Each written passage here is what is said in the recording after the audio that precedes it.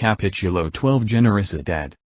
Es necesario amar ser amado, pero para desgracia del mundo las gentes ni aman ni son amadas. Eso que se llama amor es algo desconocido para las gentes y lo confunden fácilmente con la pasión y con el temor. Si las gentes pudieran amar y ser amadas, las cosas serían completamente imposibles sobre la faz de la tierra. Muchos matrimonios que podrían verdaderamente ser felices, desgraciadamente no lo son debido a los viejos resentimientos acumulados en la memoria.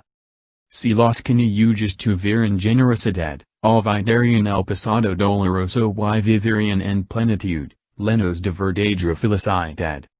La mente mata al amor, lo destruye.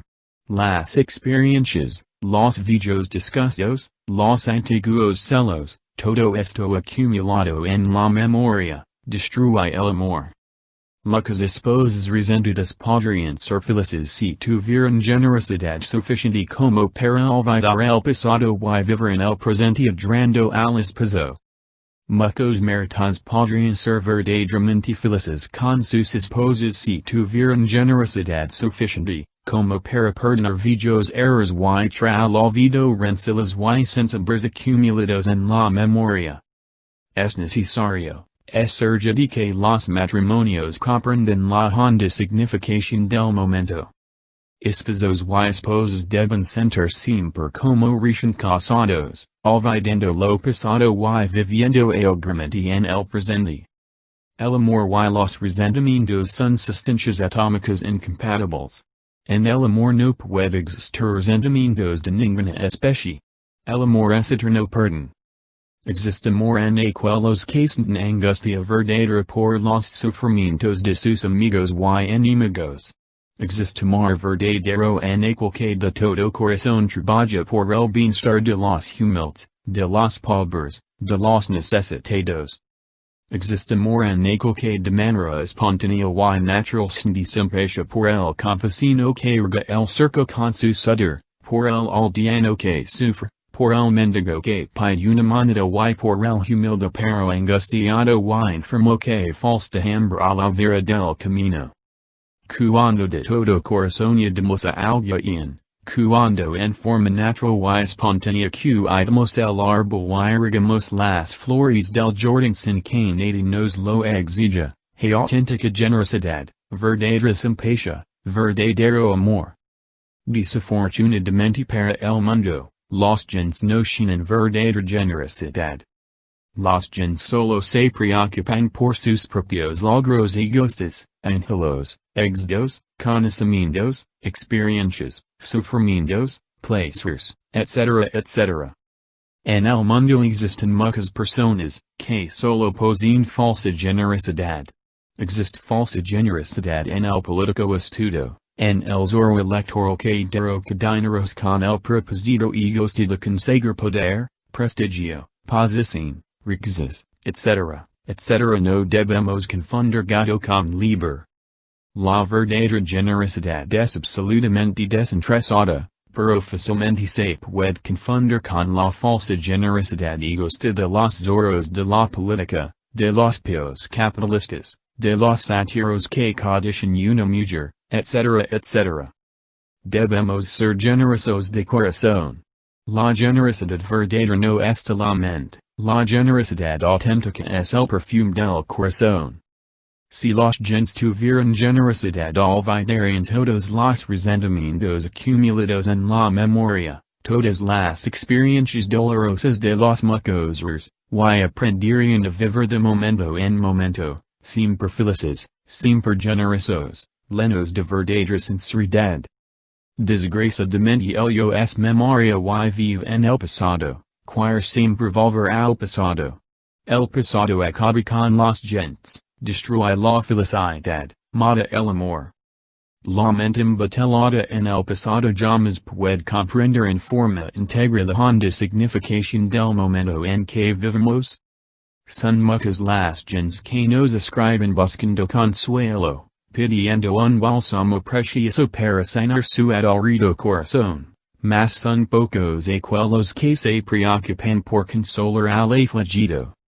son muchas las personas que nos escriben para relatarnos el estado miserable en que viven, pero son raros aquellos que parten el único pan que les da alimentar para compartirlo con los otros necesitados. No quieren los gentes entender que detrás de todo efecto existe una causa y que solo alterando la causa modificamos el efecto. El yo, nuestro querido yo, es energía que ha vivido en nuestros ancestors y que ha originado ciertas causas preteritas cuyos efectos presentes condicionan nuestra existencia. Necesitamos generosidad para modificar causas y transformar efectos. Necesitamos generosidad para dirigir sabiamente el barco de nuestra existencia. Necesitamos generosidad para transformar radicalmente nuestra propia vida. La legítima generosidad efectiva no está la mente. La auténtica simpatía y el verdadero afecto sincero, jamás pueden ser el resultado del miedo. Es necesario comprender que el miedo destruye la simpatía, a cambio con la generosidad del corazón y aniquila en nosotros el perfume delicioso del amor. El miedo es la raíz de toda corrupción, el origen secreto de toda guerra, el veneno mortal que degenera y mata. Los maestros y maestras de escuelas, colegios y universidades deben comprender la necesidad de encaminar a sus alumnos y alumnas por la senda de la generosidad verdadera, el valor, y la sinceridad del corazón. Los gens ranchos y torpes de la pasada generación, en vez de comprender lo que es veneno del miedo, lo cultivan como flor fatal de invernadero. El resultado de subjectar fue la corrupción, el caos y la anarquía. Los maestros y maestras deben comprender la hora en que vivimos, el estado crítico en que nos encontramos y la necesidad de levantar las nuevas generaciones sobre las bases de una ética revolucionaria que está tono con la era atómica que en estos instantes de angustia y de dolor se está iniciando entre el augusto trono del pensamiento. La educación fundamental se basa en una psicología revolucionaria y en una ética revolucionaria, acordes con el nuevo ritmo vibratorio de la nueva era. El sentido de cooperación habrá de desplazar totalmente el horrible bailar de la competencia egoísta. Se es imposible saber cooperar cuando excluimos el principio de generosidad efectiva y revolucionaria. Es urgente comprender en forma íntegra, no solo en el nivel intelectual, sino también en los distintos recovecos inconscientes de la mente inconsciente y subconsciente lo que es la falta de generosidad y el horror del egoísmo. Solo haciendo conciencia de lo que es en nosotros el egoísmo y la falta de generosidad brota en nuestro corazón la fragancia deliciosa del verdadero amor y de la efectiva generosidad que no es de la mente. Capítulo 13 Comprensión y Memoria. Recordar es tratar de almacenar en la mente lo que hemos visto y oído, lo que hemos leído, lo que otras personas nos han dicho, lo que nos ha sucedido, etc. etc. etc. Los maestros y maestras quieren que sus alumnos y alumnas almacenen en su memoria sus palabras, sus frases, lo que está escrito en los textos escolares, capítulos enteros, tareas abrumadoras, con todos sus puntos y comas, etc. Pasar examen significa rememorar lo que nos han dicho, lo que hemos leído mecánicamente, verbalizar memoria, repetir como papagayos, loros o cotros, todo lo que tenemos almacenado en la memoria. Es necesario que la nueva generación entienda que repetir como disco de radio consola todas las grabaciones hechas en la memoria, no significa haber comprendido a fondo. Recordar no es comprender, de nada sirve recordar sin comprender, el recuerdo pertenece al pasado, es algo muerto, algo que ya no sin vida. Es indispensable, es urgente y de palpitante actualidad que todos los alumnos y alumnas de escuelas, colegios y universidades entiendan realmente el hondo significado de la profunda comprensión. comprenderes algo inmediato, directo, algo que vivenciamos intensamente, algo que experimentamos muy profundamente y que inevitavelmente viene a convertirse en el verdadero resort íntimo de la inconsciente. Recorder, rememorar es algo muerto, pertenece al pasado y desgraciadamente se convierte en ideal, en lema, en idea, en idealismo que queremos imitar mecánicamente y seguir inconscientemente. En la comprensión verdadera, en la comprensión profunda, en la íntima comprensión de fondo solo hay prisión íntima de la conciencia, prisión constante nacida de la esencia que vivimos dentro y eso es todo.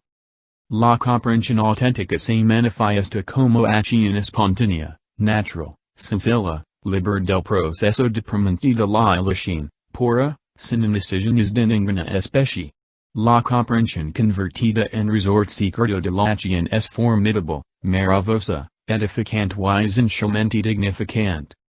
La acción basada en la recordación de lo que hemos leído, del ideal al que aspiramos, de la norma, de conducta que nos han enseñado, de las experiencias acumuladas en la memoria, etc., es calculadora, depende de la opción de permanente, es dualista, se basa en la elección conceptual y solo conduce inevitablemente al error y al dolor.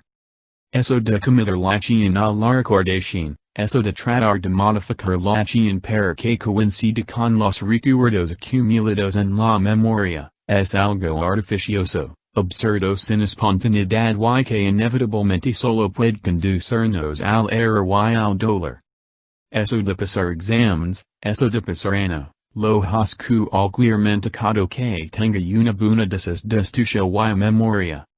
Comprender las materias que se han estudiado y en las cuales se nos va a examinar, es algo muy distinto, nada sin que ver con la memoria, pertenece a la verdadera inteligencia que no debe ser confundida con el intelectualismo.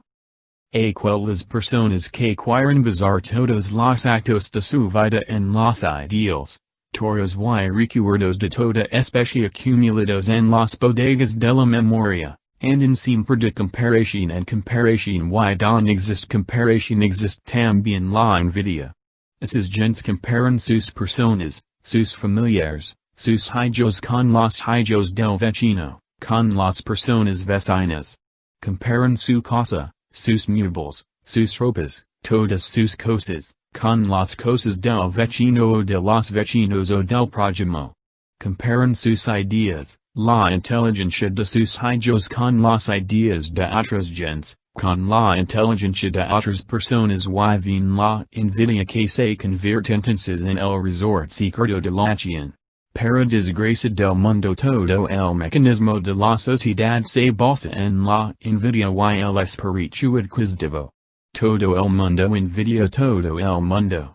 Envidiamos las ideas, las cosas, las personas y queremos adquirir dinero y más dinero, nuevas teorías, nuevas ideas que acumulamos en la memoria, nuevas cosas para deslumbrar a nuestros semejantes, etc.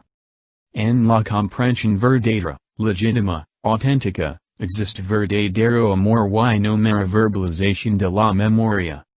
Las cosas que se recuerdan, aquello que se le confía a la memoria, pronto que en el olvido porque la memoria es infiel. Los estudiantes depositan en los almacenes de la memoria, ideals, teorías, textos completos que de nada sirven en la vida práctica porque al fin dispersan de la memoria sin dejar rastro alguno.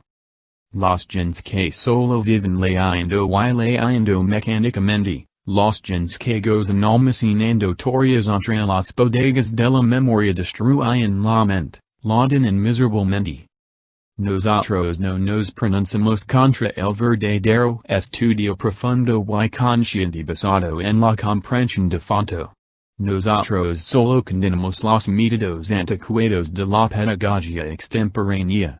Condenamos todo sistema mecánico de estudio, toda memorización, etc. La recordación se el sobrando donde existe verdadera comprensión. Necesitamos estudiar, se necesitan los libros útiles. Se necesitan los maestros y maestras de escuela, colegias, universidades. Se necesita el guru, los guías espirituales, mahatmas, etc. Pero es necesario comprender en forma íntegra las enseñanzas y no meramente depositarlas entre las bodegas de la infiel memoria. Jamás podremos ser verdaderamente libres mientras tengamos el mal gusto de estarnos comparando a sí mismos con el recuerdo acumulado en la memoria, con el ideal, con lo que ambicionamos llegar a ser y no somos, etc. etc. Cuando verdaderamente comprendemos las enseñanzas recibidas, no necesitamos recordarlas en la memoria, ni convertirlas en ideals. Donde existe comparación de lo que somos aquí y ahora con lo que queremos llegar a ser más tarde, donde existe comparación de nuestra vida práctica con el ideal o modelo al cual queremos acomodarnos, no puede existir verdadero amor. Toda comparación es abominable, toda comparación trae miedo, envidia, orgullo, etc. Miedo de no lograr lo que queremos, envidia por el progreso ajeno. Orgullo porque nos creemos superiores a los demás. Lo importante en la vida práctica en que vivimos, somos fos, envidiosos, egoístas, codiciosos, etc., es no presumir de santos, partir de cero absoluto, y comprendernos a sí mismos profundamente, tal como somos y no como queremos llegar a ser o como presumimos ser. Es imposible disolver el mismo. Si no aprendemos a observemos, a percibir para comprender lo que realmente somos aquí y ahora en forma efectiva y absolutamente práctica. Si realmente queremos comprender debemos escuchar nuestros maestros, maestras, gurus, sacerdotes, preceptores, guías espirituales, etc., etc. Los muchachos, y muchachas de la nueva ola han perdido el sentido del respeto, de la veneración a nuestros padres, maestros, maestras, guías espirituales, gurus, mahatmas, etc. Es imposible comprender las enseñanzas cuando no sabemos venerar y respetar a nuestros padres, maestros, preceptores o guías espirituales. La simple recordación mecánica de lo que hemos aprendido solo de memoria sin comprensión de fondo, muda la mente y el corazón y engendra envidia, miedo, orgullo, etc. Cuando de verdad sabemos escuchar en forma consciente y profunda surge dentro de nosotros un poder maravilloso, una comprensión formidable, natural, sencilla, libre de todo proceso mecánico, libre de toda cerebración, libre de toda recordación. Si se descarga el cerebro del estudiante del enorme esfuerzo de memoria que debe realizar, será totalmente posible enseñar la estructura del núcleo y la tabla periódica de los elementos a los alumnos de segunda enseñanza y hacer comprender la relatividad y los cuando a enriquecer. Como hemos platicado con algunos profesores y profesoras de escuelas secundarias comprendemos que se farán con verdadero fanatismo a la vida pedagógica anticuada y extemporánea. Quieren que los alumnos y alumnas aprendan todo de memoria aunque no lo comprenden. A veces aceptan que es mejor comprender que memorizar pero entonces insisten en que las fórmulas de física, química, matemáticas, etc. deben grabarse en la memoria. Es claro que dicho concepto es falso, porque cuando una fórmula de física, química, matemáticas, etc., es debidamente comprendida no solo en el nivel intelectual, sino también en los otros niveles de la mente como son el inconsciente, subconsciente, infraconsciente, etc., etc., etc. No se necesita grabar en la memoria. Vina forma parte de nuestra psiquis y puede manifestarse como conocimiento instintivo inmediato cuando circunstancias de la vida lo exigen. Este conocimiento integro nos viene dar una forma de omnisciencia, un modo de manifestación consciente objetiva. La comprensión de fondo y en todos los niveles de la mente solo es posible mediante la meditación introspectiva profunda. Capítulo 14 Integración. Uno de los anhelos más grandes de la psicología es llegar a la integración total.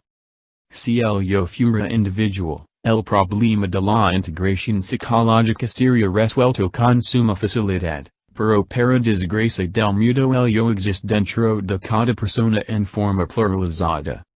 El yo pluralizado es la causa fundamental de todas nuestras íntimas contradicciones. Si pudiéramos vernos en un espejo de cuerpo entero tal como somos psicológicamente con todas nuestras íntimas contradicciones, llegaríamos a la penosa conclusión de que no tenemos todavía verdadera individualidad.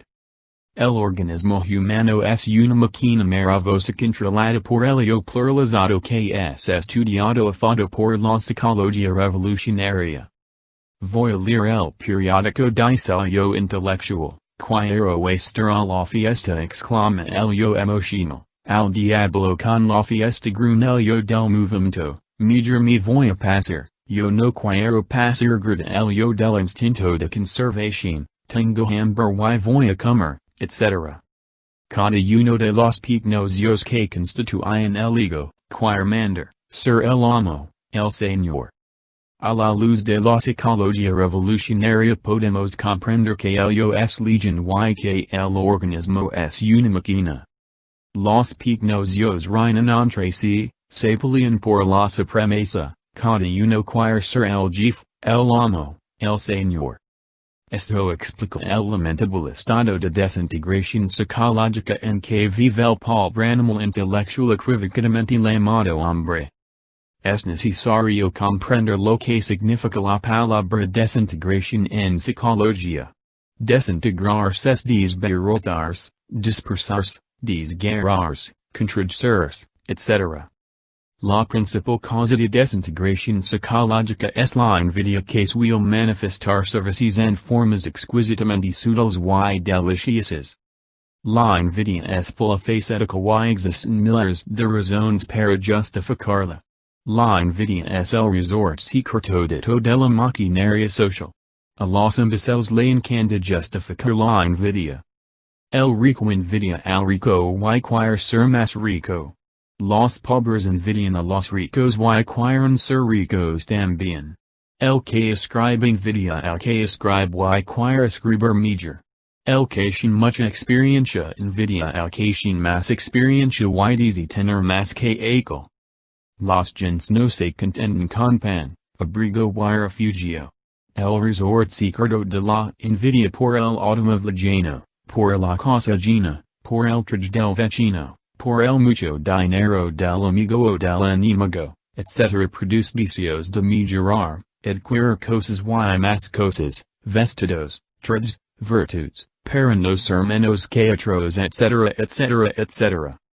Lo más trágico de todo esto es que el proceso acumulativo de experiencias, virtudes, cosas, dineros, etc. robustece el yo pluralizado intensificando sentencias dentro de nosotros mismos las íntimas contradicciones, las espantosas desgarraduras, las crueles batallas de nuestro fuero interno, etc. etc. etc. Todo eso es dolor. Nada de eso puede traer contento verdadero al corazón afligido. Todo eso produce aumento de crueldad en nuestras psiques, multiplicación del dolor, descontento cada vez y más profundo. El yo pluralizado encuentra siempre justificativos hasta para los peores delitos y es proceso de envidiar, adquirir, acumular, conseguir, and cuando sin expensas del trabajo ajeno, sale la evolución, progreso, avance, etc. Los gens tienen la conciencia dormida y no se dan cuenta de que son envidiosas, crueles, codiciosas, celosas, y cuando por algún motivo llegan a darse cuenta de todo esto, entonces se justifican, condenan, buscan evasivas, pero no comprenden. La envidia es difícil de descubrirse debido al hecho concreto de que la mente humana es envidiosa. La estructura de la mente se basa en la envidia y la adquisición. La envidia comienza desde los bancos de la escuela. Envidiamos la mejor inteligencia de nuestros condiscípulos, las mejores calificaciones, los mejores trajes, los mejores vestidos, los mejores zapatos, la mejor bicicleta, los hermosos patines, la bonita pelota, etc. etc. Los maestros y maestras llamados a formar la personalidad de los alumnos y alumnas, deben comprender lo que son los infinitos procesos de la envidia y establecer dentro de las psiques de sus estudiantes el cimiento adecuado para la comprensión. La mente, envidiosa por naturaleza, solo piensa en función del más. Yo puedo explicar mejor, yo tengo más conocimientos, yo soy más inteligente, yo tengo más virtudes, más santificaciones, más perfecciones, más evolución, etc. Todo el funcionalismo de la mente se basa en el más. El más es el íntimo resort secreto de la envidia. El más es el proceso comparativo de la mente. Todo proceso comparativo es abominable. Ejemplo, yo soy más inteligente que tú. Fulano de tal es más virtuoso que tú. Fulana de tal es mejor que tú, más sabia, más bondadosa, más bonita, etc. etc. El más cree el tiempo. El yo pluralizado necesita tiempo para ser mejor que el vecino, para demostrarle a la familia que es muy genial y que puede, para lograr ser alguien en la vida, para demostrarle a sus enemigos, o aquellos a quienes envidia, que es más inteligente, más poderoso, más fuerte, etc. El pensar comparativo se basa en la envidia y produce eso que se llama descontento, desasosiego, amargura. Desgraciadamente las gens van de un opuesto a otro opuesto, de un extremo a otro, no saben caminar por el centro. Muchos luchan contra el descontento, la envidia, la codicia, los celos, pero la lucha contra el descontento no trae jamás el verdadero contento del corazón. Es urgente comprender que el verdadero contento del corazón tranquilo, no se compra ni se vende y solo nace en nosotros con entre naturalidad y en forma espontánea cuando hemos comprendido a fondo las causas mismas del descontento, celos, envidia, codicia, etc. etc.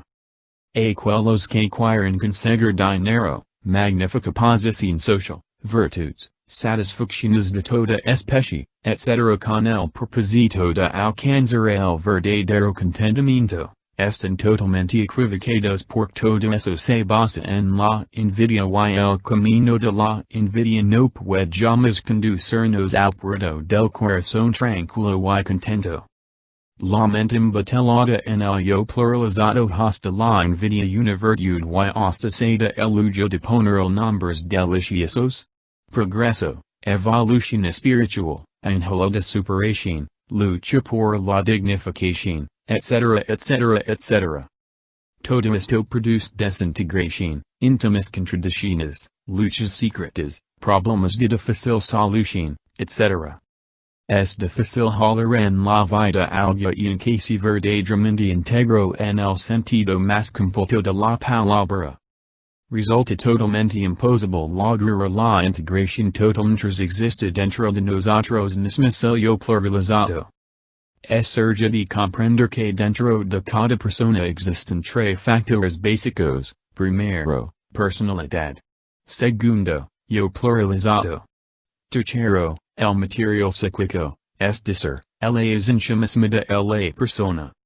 El yo pluralizado malgasta torpemente el material psicológico en explosiones atómicas de envidia, celos, codicia, etc. etc. Es necesario disolver el yo pluralizado, con el propósito de acumular dentro, el material psíquico para establecer en nuestro interior un centro permanente de conciencia.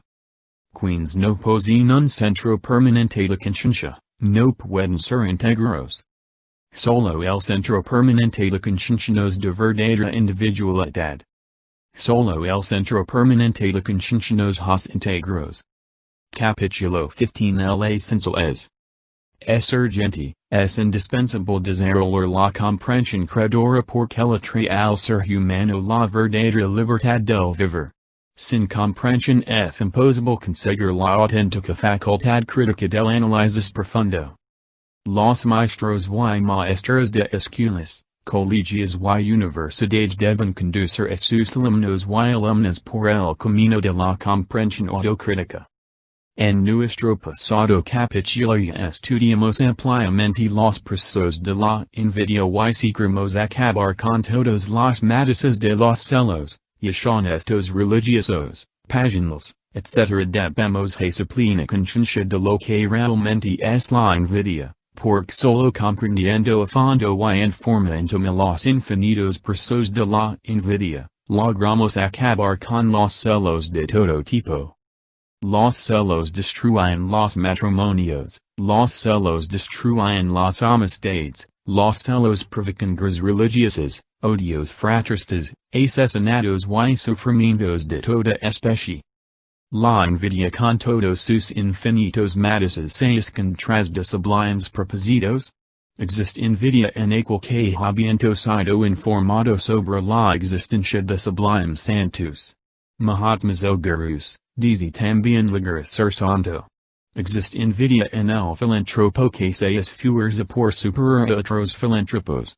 Existe envidia en todo individuo que codicia virtudes por todo informes, porque en su mente hay datos sobre la existencia de sagrados individuos llenos de virtudes.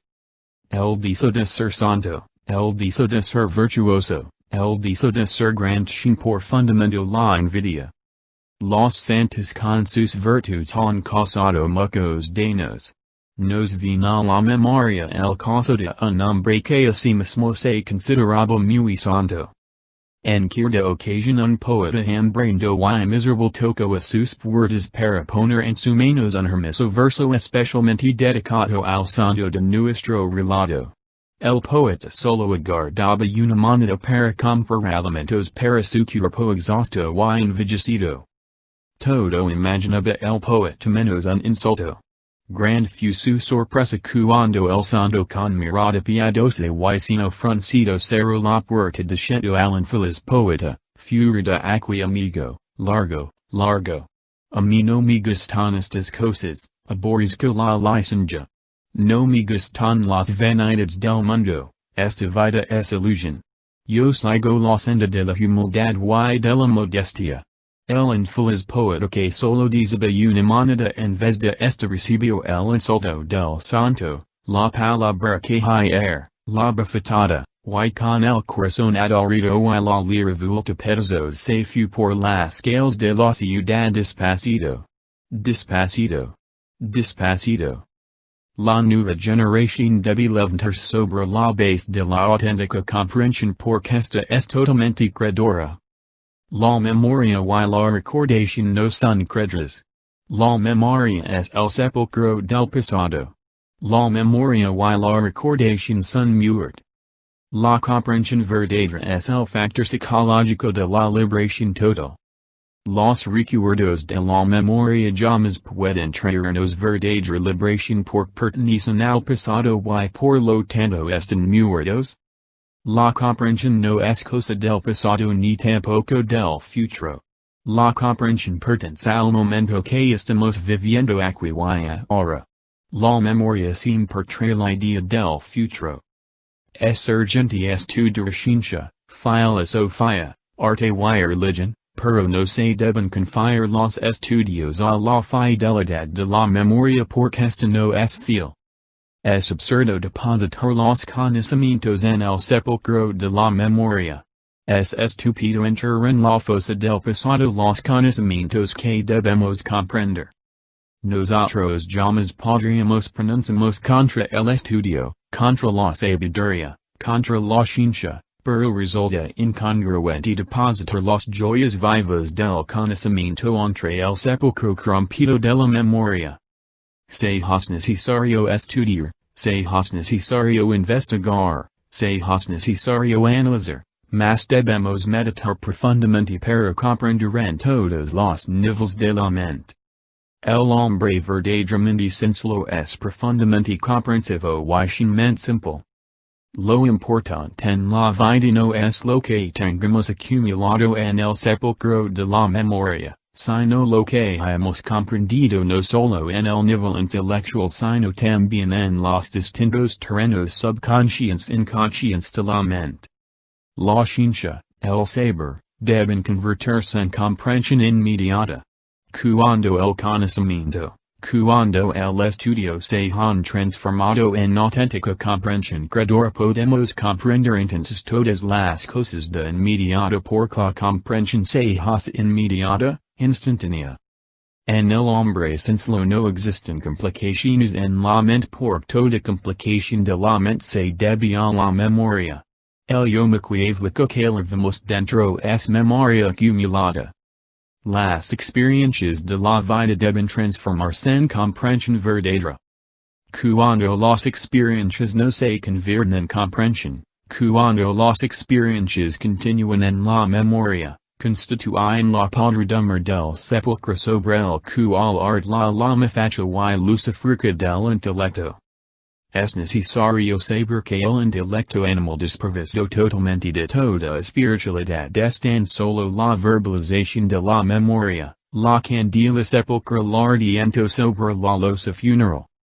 El hombre sencillo sin la mente liberada experiencias porcastas se han vuelto conciencia, se han transformado en comprensión creadora. La muerte y la vida se hallan íntimamente asociadas. Solo muriendo el grano nace la planta, solo muriendo la experiencia nace la comprensión. Este es un proceso de auténtica transformación. El hombre complicado sin la memoria llena de experiencias. Esto demuestra su falta de comprensión creadora porque cuando las experiencias son enteramente comprendidas en todos los niveles de la mente digna existir como experiencias y nacen como comprensión.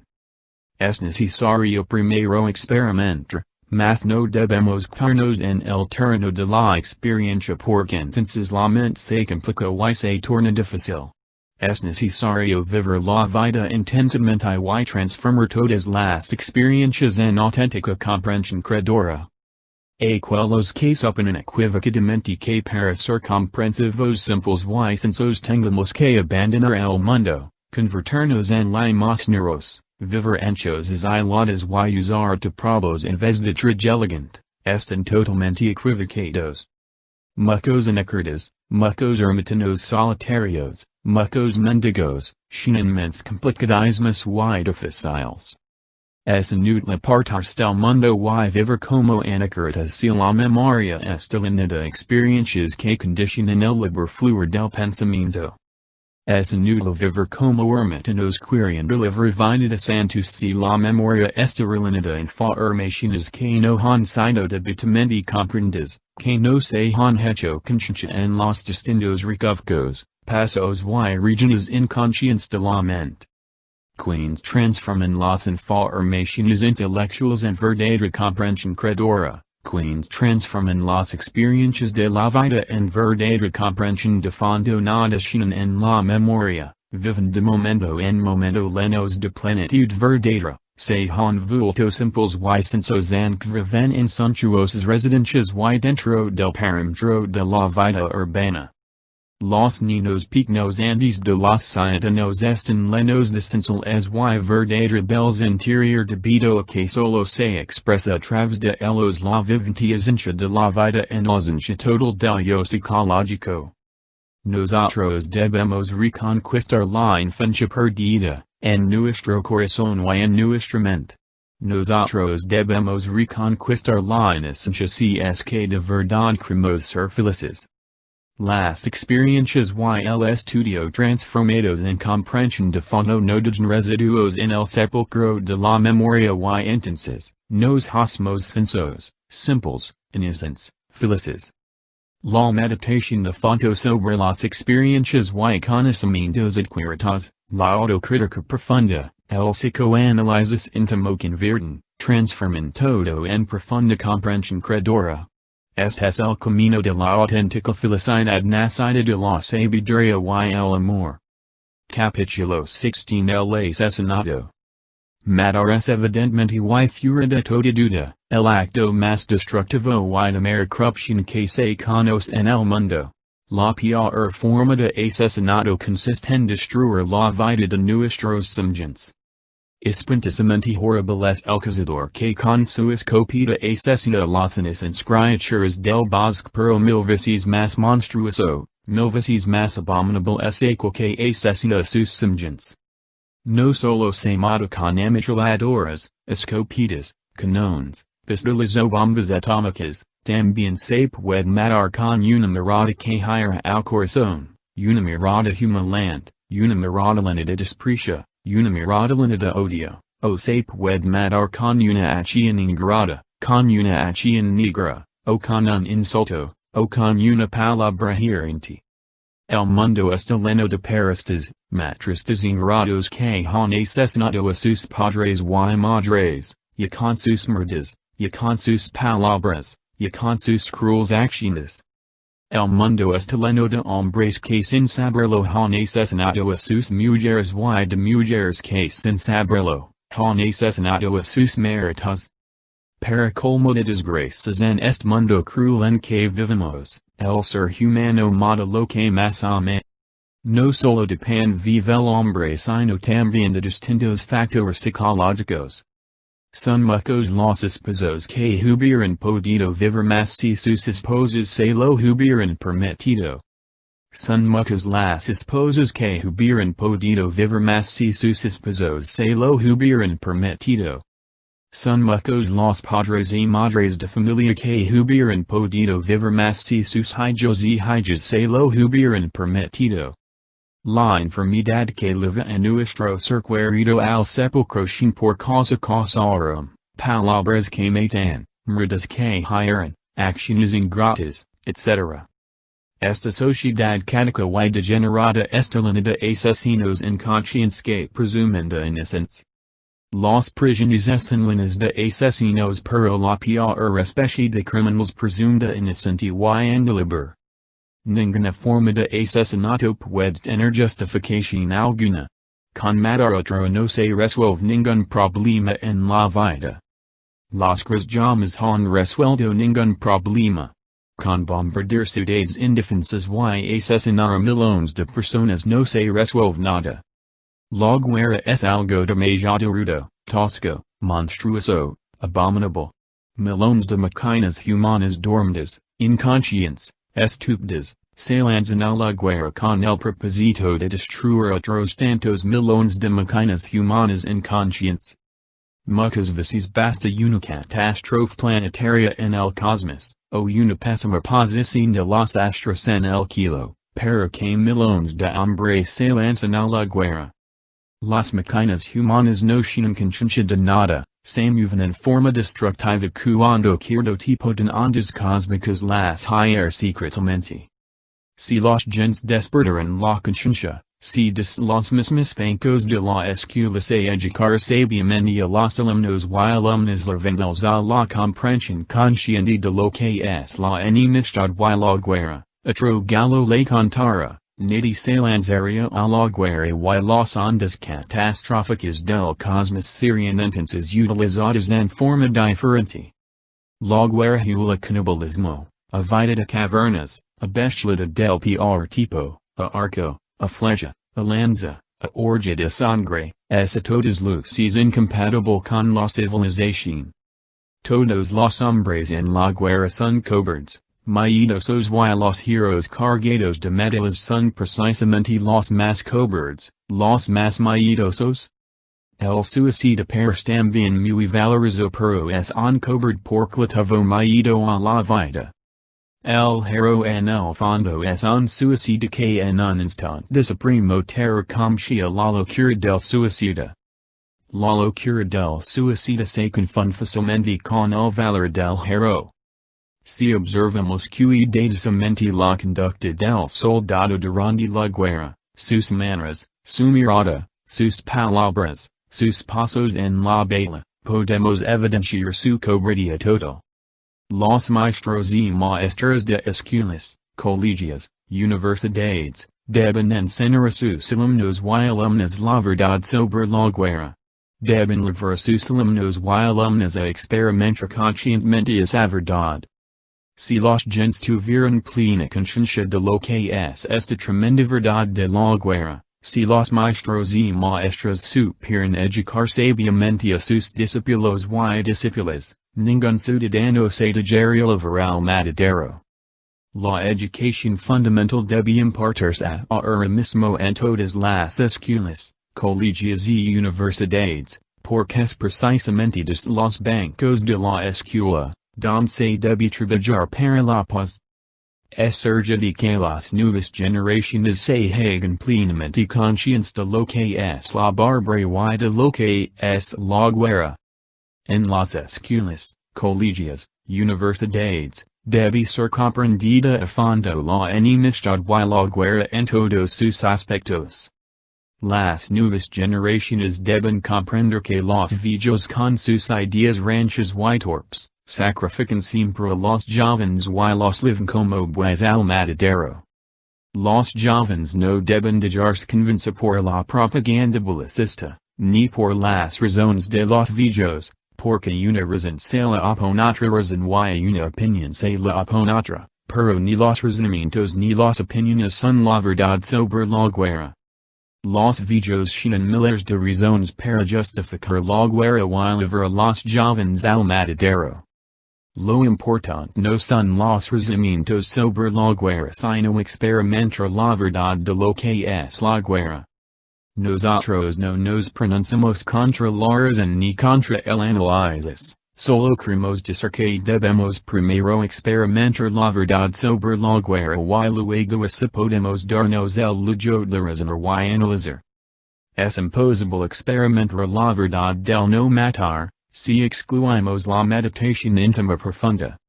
Solo la meditación muy profunda podemos experimentar la verdad sobre la guerra. Los maestros y maestras no solo deben dar información intelectual a sus alumnos y alumnas. Los maestros deben enseñar a sus estudiantes a manejar la mente, a experimentar la verdad. Esta raza caduca y degenerada y no piensa sino en matar. Esto de matar y matar, solo es propio de cualquier raza humana degenerada. A través de la televisión y del cine, los agentes del delito propagan sus ideas criminosas. Los niños y niñas de la nueva generación reciben diariamente a través de la pantalla de la televisión y de los cuentecitos infantiles y del cine, revista etc., una buena dosis venenosa de asesinatos, balacras, crímenes espantosos, etc. Y no se puede poner a funcionar la televisión sin encontrarse uno con las palabras llenas de odio, los balazos, la perversidad. Nada están haciendo los gobiernos de la tierra contra la propagación del delito. Las mentes de los niños y de los jóvenes están siendo conducidas por los agentes del delito, por el camino del crimen. Ya está tan propagada la idea de matar, ya está tan difundida por medio de las películas, cuentos, etc. que se ha vuelto totalmente familiar para todo el mundo.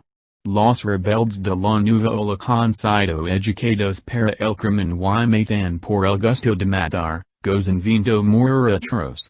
Así lo aprendieron en la televisión de la casa, en el cine, en los cuentos, en las revistas. Por doquier reina el delito y nada hacen los gobiernos para corregir el instinto de matar desde sus mismas raíces. Toca los maestros y maestras de escuelas, colegios y universidades, poner el grito en el kilo y revolver el kilo y tierra para corregir esta epidemia mental. Es urgente que los maestros y maestras de escuelas, colegios y universidades, den el grito de alarma y pidan a todos los gobiernos de la tierra la censura para el cine, la televisión, etc. El crimen se está multiplicando terriblemente debido a todos esos espectáculos de sangre y al paso que vamos llegar el día en que nadie podrá circular por las calles libremente sin el temor de ser asesinado.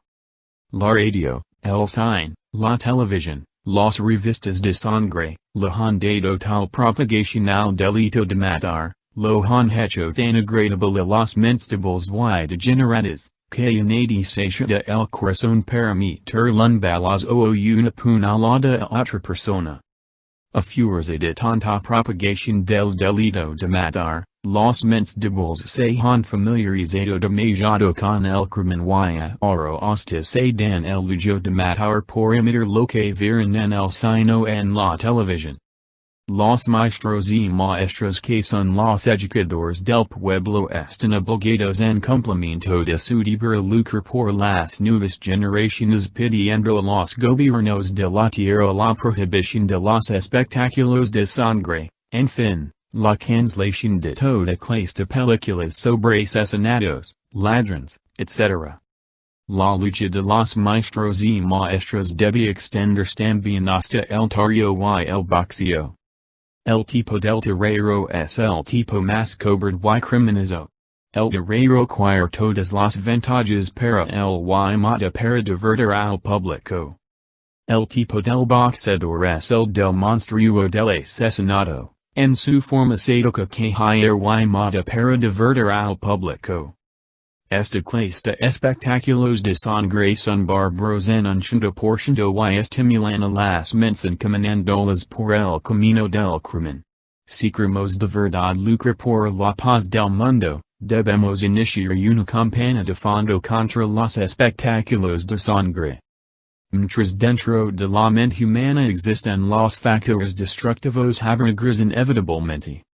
Dentro de la mente humana existen los factores que producen guerra, esos factores son el odio, la violencia en todos sus aspectos, el egoísmo, la ira, el miedo, los instintos criminales, las ideas belicistas propagadas por la televisión, la radio, el cine, etc. La propaganda por la paz, los premios Nobel de Paz, resultan absurdos mientras existan dentro del hombre los factores psicológicos que producen guerra. Actualmente muchos asesinos tienen el premio Nobel de Paz. Capítulo 17 La paz. La paz no puede venir a través de la mente porque no está la mente. La paz es el perfume delicioso del corazón tranquilo. La paz no es cosa de proyectos, política internacional, ONU, y tratados internacionales o ejercicios invasores que peleen en nombre de la paz. Si realmente queremos paz verdadera debemos aprender a vivir como el vigía en época de guerra, siempre alertas y vigilantes, con mente pronta y dócil, porque la paz no es cuestión de fantasias románticas o cuestión de ensueños bonitos. Si no aprendemos a vivir en el estado de alerta de momento en momento, entonces el camino que conduce a la paz se torna imposible, estrecho y después de ponerse extremadamente difícil, de desembarcar por último en un college sin salida. Es necesario comprender, es urgente saber que la paz auténtica del corazón tranquilo no es una cosa a don podemos ligar y don nos agarde alegremente una doncella hermosa. La paz no es una meta, un lugar, etc. Perseguir la paz, buscarla, hacer proyectos sobre ella, hablar en nombre de ella, hacer propaganda sobre ella, fundar organismos para trabajar por ella, etc. Es totalmente absurdo porque la paz no está la mente, la paz es el perfume maravilloso del corazón tranquilo. La paz no se compra ni se vende ni se puede lograr con el sistema de procedimientos, controls especiales, política, etc. En algunos países el ejército nacional anda por los campos destruyendo pueblos, asesinando gente y fusilando a supuestos bandidos, todo esto en nombre de la paz. El resultado de semejante procedura es la multiplicación de la barbarie. La violencia origina más violencia, el odio produce más odio. La paz no se puede conquistar, la paz no puede ser el resultado de la violencia. La paz solo viene en nosotros cuando dissolvemos ello, cuando destruimos dentro de nosotros mismos todos los factores psicológicos que producen guerras. Si queremos paz tenemos que contemplar, tenemos que estudiar, tenemos que ver el cuadro total y no únicamente un rincón del mismo. La paz nace en nosotros cuando hemos cambiado radicalmente en forma íntima. La cuestión de controls, organismos propios, apaciguamientos, etc., Sund equals ilados, puntos en el oceano de la vida, fracciones iladas del cuadro total de la existencia, que llamas pueden resolver el problema de la paz en su forma radical, total y definitiva. Debernos mer el cuadro en su forma completa, el problema del mundo es el problema del individuo, si el individuo no tiene paz en su interior, la sociedad, el mundo, vivirá en guerra inevitablemente. Los maestros y maestras de escuelas, colegios, universidades deben trabajar por la paz, a menos que amen la barbarie y la violencia. Es urgente, es indispensable señalarlos a los alumnos y alumnas de la nueva generación el derrotero es seguir, el camino último que puede conducirnos con exactitud a la paz auténtica del corazón tranquilo. Los gens no saben comprender realmente lo que es la verdadera paz interior y solo quieren que nadie se le atraviese en su camino, que no se le estorbe, que no se le moleste. And cuando ellos se toman por su propia cuenta y risco el derecho de estorbar y de molestar y de amargar la vida a sus semejantes. Los gens llamas han experimentado la paz verdadera y solo tienen sobre su opiniones absurdas, ideales románticos, conceptos equivocados. Para los ladrones la paz sería la dicha de poder robar impunemente sin que la policía se le atravesara en su camino. Para los contrabandistas la paz sería poder meter su contrabando en todas partes sin que las autoridades se lo impidan. Para los hambradores del pueblo la paz sería vender bien caro, explotando a diestra y siniestra sin que los inspectores oficiales del gobierno se lo prohibieran. Para los prostitutas la paz sería gozar en sus lecos de placer y explotar todos los hombres libremente sin que las autoridades de salubridad o de policía intervengan para nada en su vida. Cada cual se forma en la mente 50,000 fantasias absurdas sobre la paz. Cada cual pretende levantar su alrededor un muro egoísta de ideas falsas, creencias, opiniones y absurdos conceptos sobre lo que es la paz. Cada cual quiere paz a su modo, de acuerdo a sus antojos, a sus gustos, a sus hábitos, costumbres equivocadas, etc. Cada cual quiere encerrarse dentro de un muro protector, fantástico, con el propósito de vivir su propia paz equivocadamente concebida. La gente lucha por la paz, la dice, la quiere, pero no sabe qué cosa es la paz. Los gens solo quieren que no se le estorbe, poder hacer cada cual sus diabluras muy tranquilamente y a sus anchas. Eso es lo que llaman paz. No importa que diabluras hagan los gens, cada cual cree que lo que hace es bueno. Los gens encuentran justificación hasta para los peores delitos. Si el borracho está triste bebe porque está triste. Si el borracho está alegre bebe porque está alegre. El borracho siempre justifica el vicio del alcohol. Así son todas las gentes, para todo delito encuentran justificación, nadie se considera perverso, todos presumen de justos y honrados. Existen muchos vagabundos que suponen equivocadamente que paz es poder vivir sin trabajar, muy tranquilamente y sin esfuerzo alguno en un mundo lleno de fantasias románticas maravillosas.